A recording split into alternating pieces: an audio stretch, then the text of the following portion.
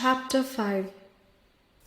I can feel his warmth as I seek comfort in his embrace. His arms, strong and protective, securely wrapped around me.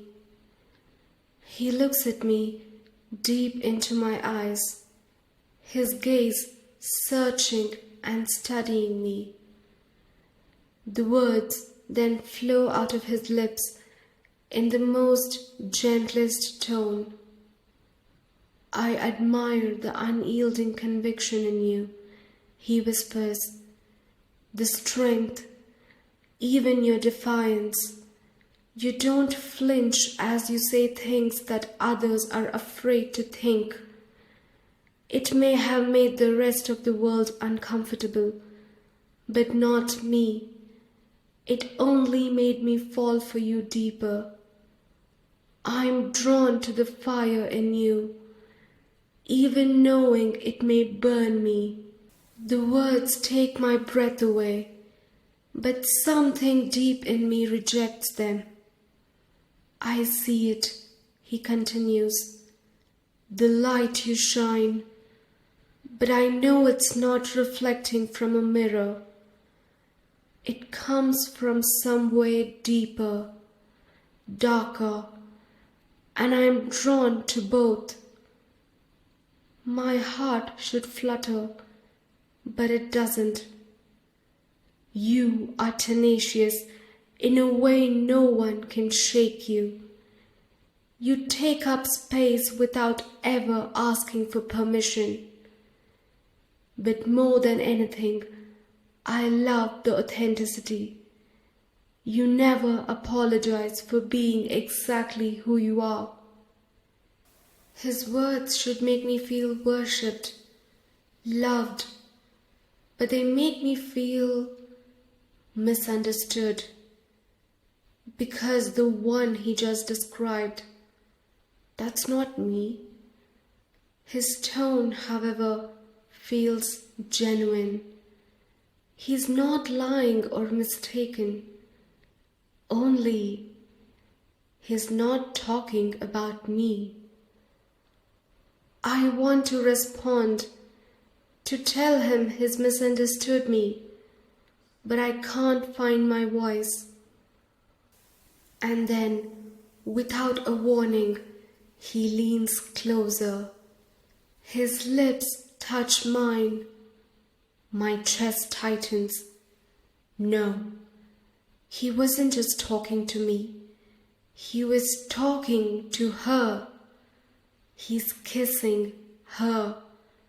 I try to stop him, to push him away, but I can't move. I'm paralyzed. Suddenly, I feel like a ghost in my own life. And then I wake up. My body jolts upright as I'm left gasping for air. I don't quite feel myself this morning. The first thing I do is step into the shower, letting the water run over me, hoping it'll rinse off the remnants of my dream from last night. Bring me back into my body, back into me. As I wipe the fogged mirror, I briefly press my palm against the glass, grounding myself through my reflection. Like if I don't hold on, I may fade away. My mind is still spiraling from my bizarre dream. In the kitchen, my hands move on instinct. I scoop a measured spoon of tea leaves and water into the pot. I pour some milk into the cup as I wait for the water to boil. I skip the sugar. I don't even have to put any thought into it. This has been my morning routine for as long as I can remember. I then hear footsteps. My heart sinks as Gray walks in. He doesn't say anything at first, simply stands there, staring. His eyes scan my face, too long, too intense. A chill pricks my spine. I recognize that look from the dream. It's the way he was looking at her. The intensity of his gaze makes me want to hide. The kettle gives a final hiss. The silence after feels heavy. What? I snap, unable to stand the tension. What is it? He blinks, confused. Nothing. It's just, I thought you always had coffee in the morning. Black? When did you switch to tea? I freeze. My breath stutters. What is he talking about? I've always had tea. Haven't I? No, I can't let him get into my head. It's not the first strange thing he's said to me. Yesterday, he kept talking about an evening at the planetarium. Me leaning over his shoulder as we stargazed. It sounds romantic, but except it never happened. It's like he's trying to rewrite my memories, like he's trying to rewrite me.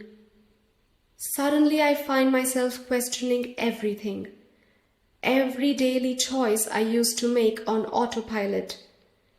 So naturally, I turn to the one source that knows me better than I know myself, the internet. I sit with my laptop, pour myself a glass of wine like it's a project. Project self-exploration. Who is Pristine? I search my name and I brace myself. I've lived on the internet long enough to know it never forgets or forgives. I'm not naive enough to expect a glitter trail of glowing words of pure affirmation. But this I wasn't prepared for. I could tolerate hate, but this is erasure. I scroll through the titles. My identity is wiped to an extent that my news doesn't even belong to me anymore. Who is the mirror girl? Inside the mind of a digital doppelganger. The identity slayer hijacks the life of a digital darling. Digital darling? Is that all I am now? So much as my name is not mentioned anywhere. I go on to reading the comments and regret it instantly. Who is this mirror girl? Consider me intrigued. Honestly, I find the mirror girl to be more authentic even without revealing her identity. You know you've lost when your imposter tells a better story. I scroll faster now, heart pounding. The farther I go, the more I feel like I'm reading her story. The faceless, nameless thing that's been watching me, becoming me, wearing me like skin. The stalker, the mirror girl, the identity slayer. Whoever she is, she took everything from me.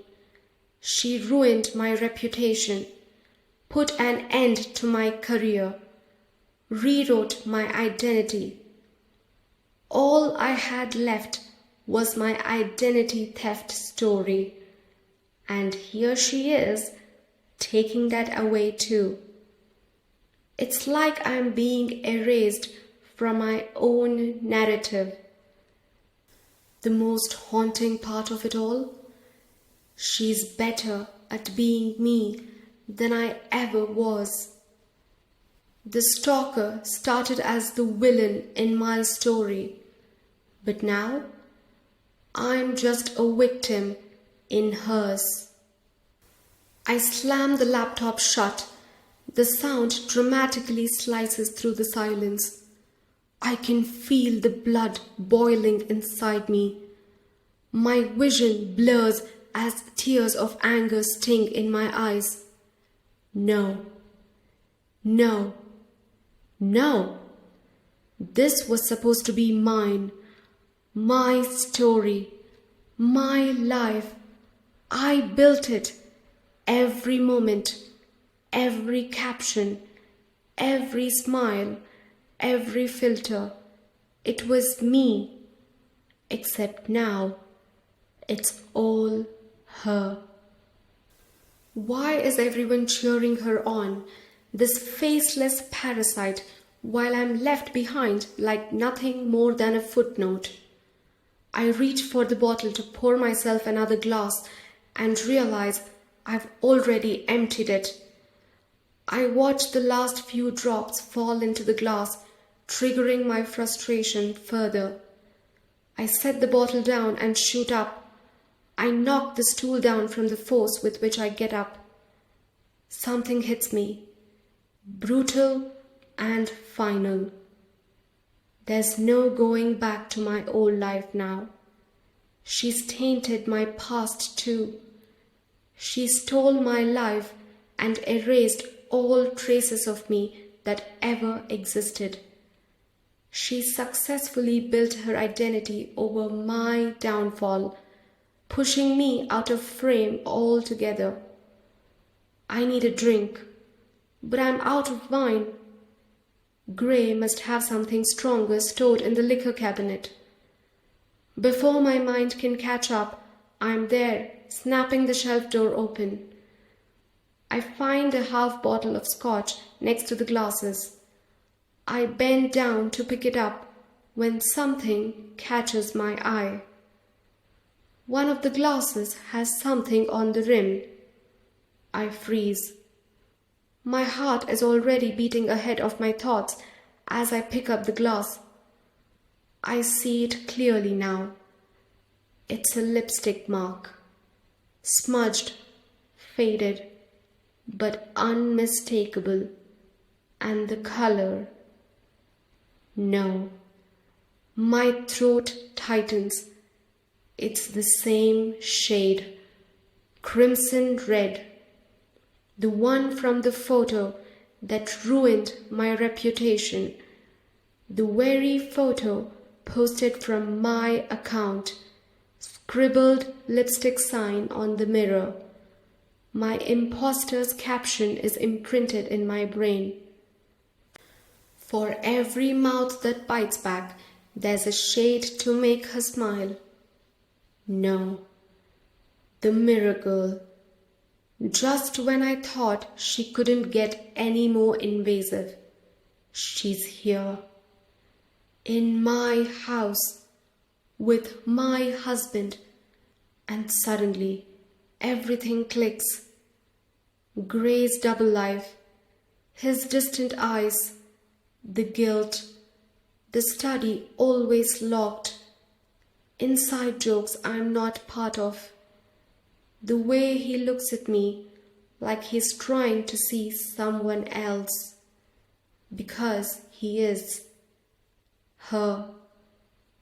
It's not some guilty pleasure or an unintentional affair, a result of a failing marriage. He is cheating on me with the very woman who is trying to erase me, replace me, and he's letting her. I snoop around in my own house like a burglar, glass of wine in my hand again. I am not even pretending it's for pleasure now. It's part of the routine, just like him. He leaves the study at 10:57 a.m., back in at exactly 11:42 a.m., out for lunch again, then re-enters by 1:04 p.m., leaves the house every day at 3 p.m. for errands, gone for 47 minutes, returns at 3:47. Every single day. I journal it all, not just his movements, everything, like the guest spoon that keeps reappearing in the sink, though we haven't had anyone over. The magazine, the one I'm sure I tossed into the bin, now sitting neatly folded on the coffee table. A strange scent in my closet that I don't recognize. Something floral, something strong. Rose. It's almost like my stalker is no longer stalking me online, but she somehow made her way here, into my house. Chills trickle down my spine as I remember dinner 2 nights ago. Gray kept making eye contact, not with me, but with the empty chair across the table. And for a second, I swear, I felt a third presence. A heartbeat, the faint sound of breathing, a heaviness in the air, the weight of an invisible pair of eyes on me. And late at nights, I thought I imagined it at first, murmurs and giggles coming from his study, Gray's voice and someone else.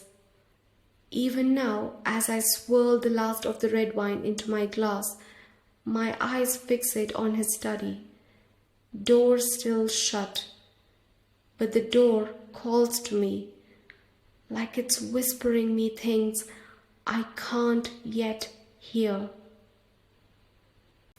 I see a pattern in his movements and finally find my window. Every late afternoon, he steps out of the house for 47 minutes. Another observation, he always goes into his closet when he steps out of the study. That's where he must keep the key. After a thorough research and planning, I'm ready. I have stretched, hydrated, and prepared myself mentally to carry out the operation. I have only had 2 glasses of wine since morning, so I'd stay alert. His work is confidential, his study off limits, and I'd be breaking at least 4 different laws, but I have made my peace with it. I sit at the kitchen counter, flipping through the pages of the magazine, trying hard not to show my agitation. I count down the seconds along with the ticking sound of the clock. 2:55, 2:56, and he's out of the study. I hear him locking the door and footsteps heading upstairs. He doesn't take too much time upstairs, so I assume he's not very careful in safeguarding the key. Not the way I'd play it, but what do I care, as long as it works out in my favor. 2:58, 2:59, I hear his footsteps approaching me now. I'm heading out. You need anything? He's now standing in front of me. Right on time, I think to myself. No, I'm good, I respond with a smile and try to keep my voice composed. I'll see you in a bit, he utters, already walking towards the door. See you, I call out behind him. In 47 minutes, I silently add in my head. I wait for a safe amount of time before making my move. 1 Mississippi, 2 Mississippi, 3 Mississippi. Go, go, go, my inner voice shouts. I run upstairs straight into his closet. Not a second to waste. Doesn't take me more than 5 minutes to find the key in one of his pants pockets. I feel an adrenaline rush as my fingers feel the cold metal. Yes! I grab it and head to the study next. The door opens with a click that feels louder than it should. I hesitate as the lock clicks open and I push the door open. This feels like trespassing, like there's an invisible do not enter tape I'm ignoring. My jaw involuntarily drops once I am inside. The walls are covered with sketches, maps, and mind maps scribbled in black, green, and red ink. It's meticulous, overwhelming. Timelines, patterns, obsessions. It screams detective or serial killer. On the desk, a stack of case files. Grace's laptop is open but the screen is locked. I don't even bother wasting time trying to guess the password.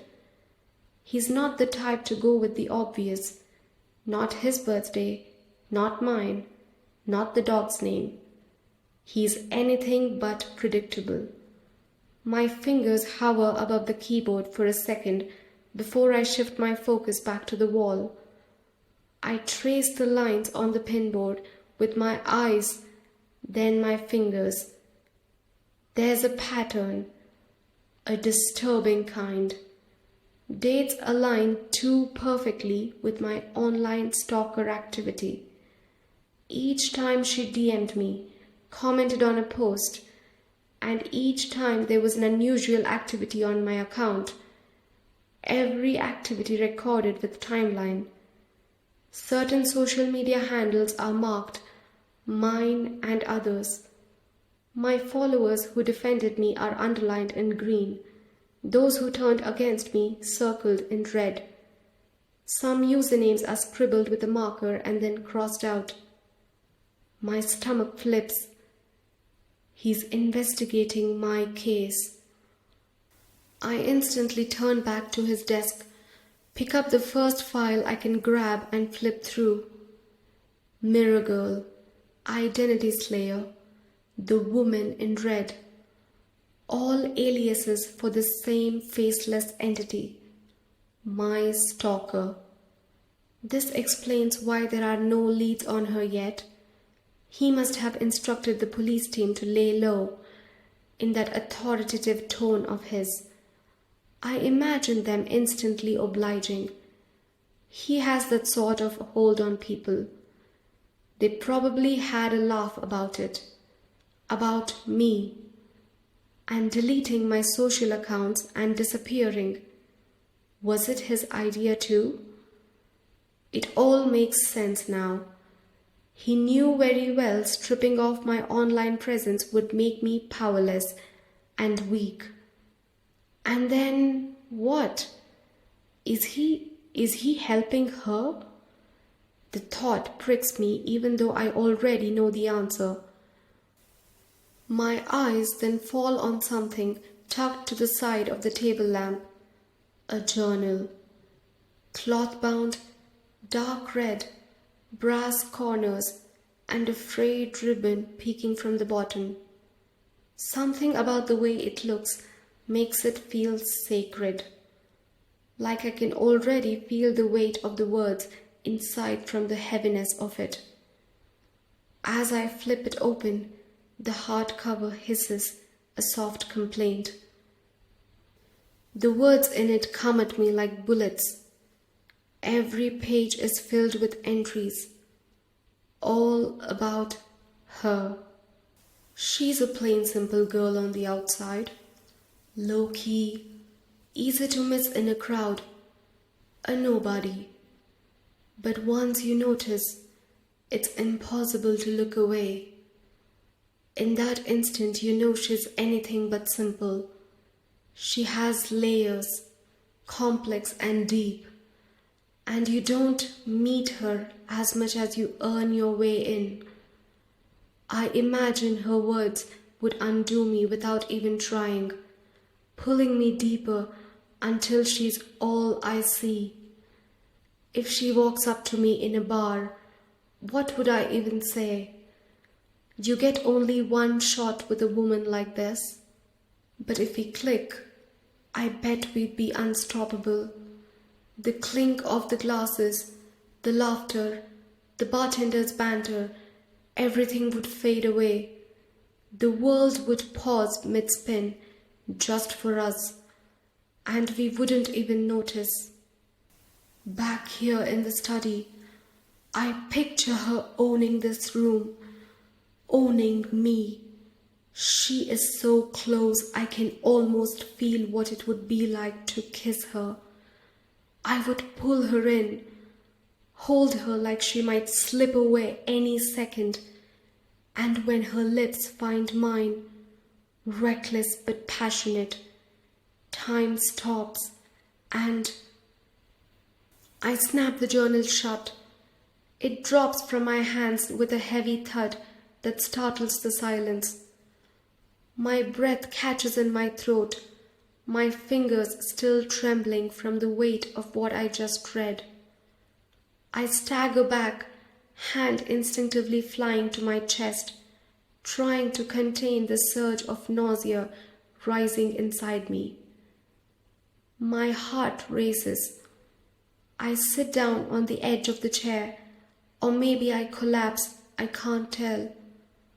I don't know how long I sit there, staring into nothing, trying to understand what this means, until the front door. I hear it unlocking, and then the footsteps. No, I lost track of time. The chair legs make a squeaking sound with the floor as my legs finally move again. I am back on my feet, but there isn't time. I already hear the footsteps getting louder by the second. I should move, hide, leave the study at once, or at least come up with an excuse. But my body and mind, they aren't simply responding fast enough. Then I see it. A slice of light from under the door, blocked. Someone's standing on the other side.